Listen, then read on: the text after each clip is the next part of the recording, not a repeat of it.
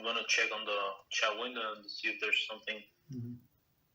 Okay, so far there's no question on the board.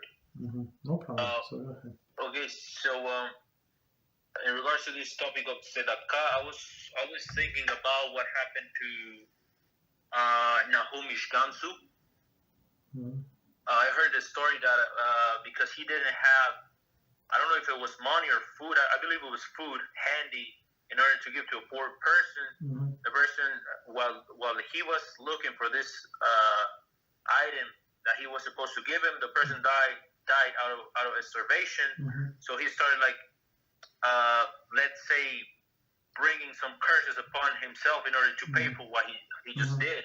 But I mean, the story itself is very, very tough, and since this is in relation to this topic of Tzedakah, I was wondering if Rabbi could expand a little bit further in order to understand what happened to him actually.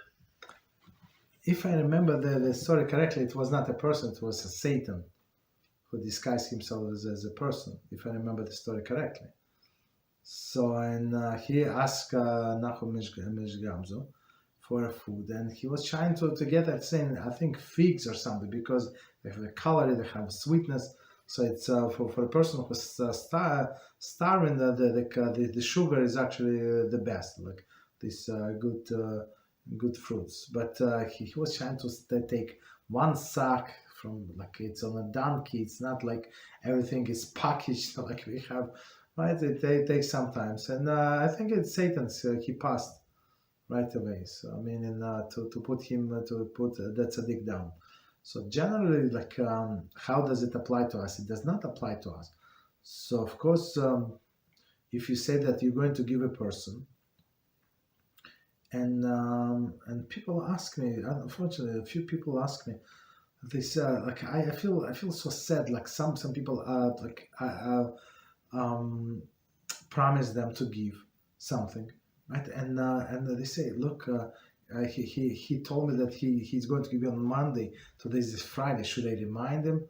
I said, of course you should remind him. Well, let me remind this person. I said, no, please don't. I feel embarrassed. So generally, if you promise somebody, if you said, not even promise, if you say, what I would say, that I'm going to do, so it must be for us. It's like a swear, like we swear with the name of God that we're going to deliver, especially for a person in need, not only like money, but some other favor, like maybe like some, for example, somebody asked me to call somebody because like a governmental office, because they're afraid they this, they that. So for them, so, and I delayed 1 hour something because I was busy. So that person was nervous. They called me back. Did you call? I said, I apologize. I mean, they open from 9 to 5. If it's 10:30, we have time. Like, so, but for that person, it was like very, very nervous. So, I mean, for us, of course, we have time, but we have to take into consideration feelings of other people, right? So if you say you're going to do it. So if you said you're going to do it Monday, now it's Friday. So it's very embarrassing. So we have to keep our promises. But in this case, the guy came, right? The guy came to this person. He asked you for food. You need to get the food, right? And he dies. Okay, well, what can you do? What can you do? It's not your fault. It's not your fault, of course. I mean, but of course there are other things that we can learn from this.